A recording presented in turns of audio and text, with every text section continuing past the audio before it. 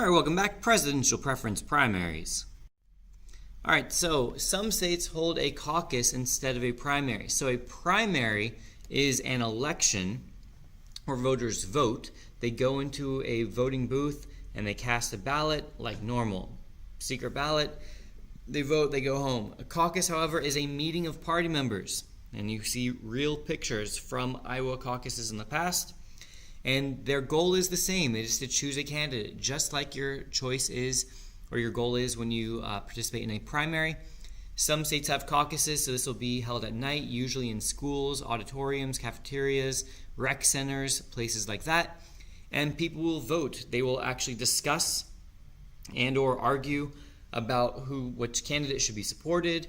They'll make speeches on behalf of candidates. They'll vote. This can be a process that can take, a couple of hours. So it's something that voters who are more excited and, into the election, usually candidates who have more excitement among their voters typically do better in caucuses. Iowa is the first event of primary season, and they hold a caucus. So if you associate the idea of caucuses with Iowa, that probably wouldn't hurt too much. All right, the way that some states do their primaries and that the two parties do their primaries is different. So we have essentially two different types of primaries. Some states have winner-take-all primaries. Some have proportional representation primaries. And also, it's different between parties. Republicans, if you want to make a note of this, Republicans have more winner-take-all. Democrats have more proportional representation primaries. Winner-take-all primary is exactly what it sounds like, I hope. The candidate who wins the most votes wins all of the state's delegates.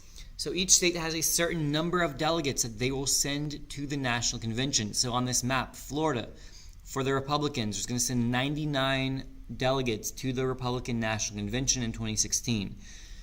Whatever candidate won the most votes in the state of Florida would receive all 99 delegates. That means that he would get to pick all 99 people from Florida to go to the National Convention, and they would vote for him at the National Convention. So, what happened in Florida? Well, Donald Trump won the state of Florida, embarrassing Marco Rubio because this is his home state. But Trump wins with 45% of the vote. Notice that he did not even win a majority of the vote in Florida. His reward for winning 45% of the vote was all 99 delegates. He won all the delegates in the state of Florida because he won the most votes. So one consequence of winner-take-all primaries is that it will lead to the nomination being clinched faster than Democrats in their proportional representation primary.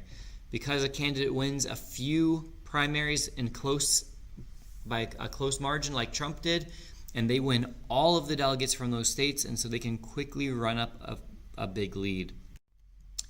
On the other hand, proportional representation primary, this is what Democrats typically use more often. So again, we look at Florida. There were 152 delegates available to be sent to the National Convention from Florida. Hillary won the state pretty overwhelmingly, almost a 2-to-1 margin, 65% to 33%. But because it is a proportional representation primary, she only wins about 2/3 of the delegates. Bernie Sanders wins 1/3 of the delegates. So even though she won by a much larger amount than Trump won by, she won twice as many votes as Bernie won in the state of Florida. It doesn't matter because, it does matter. She got more delegates, but he still got some. So it was 101 to 51. So this is going to make the whole process take a lot longer, especially if the elections are closer like they were in 2008 with Hillary and Obama.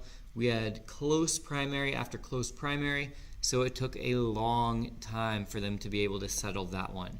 So candidates win delegates in proportion to their percent of the total vote won in that state. Super Tuesday is often the most important day of primary season. It is the day with the most primaries. So if you recall, each state has their primaries on different days. So some days you'll have only one state, sometimes you'll have 2 or 3 states. But on Super Tuesday, you can have somewhere between 11 to 15 states, sometimes even more, that have their primary on that same day. So this is kind of like the day of last hope. This shows you that there were almost 600 delegates available to be won on Super Tuesday alone. because of the large number of states that were having their primaries on that day. So it's obviously a very important day in the primary season.